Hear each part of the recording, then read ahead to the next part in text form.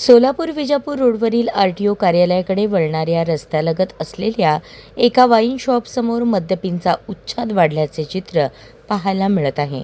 मुख्य रहदारीच्या या मार्गावर मद्यपी झाडाखाली, टपऱ्यांच्या बाजूला तसेच थेट फुटपाथवर बसून मद्यपान करत असल्याने नागरिकांना मोठा त्रास सहन करावा लागत आहे. या परिसरात बँक, मिठाईचे दुकान, दुग्धालय आदी व्यावसायिक आस्थापना असून महिलांचीही मोठ्या प्रमाणात ये-जा असते. मात्र मद्यपींच्या गैरप्रकारांमुळे नागरिकांमध्ये भीती आणि नाराजीचे वातावरण निर्माण झाले आहे. वाईन शॉपसमोर अनेकांनी अनधिकृत टपऱ्या उभारून व्यवसाय सुरू केल्याने अतिक्रमणाचाही प्रश्न गंभीर बनला आहे.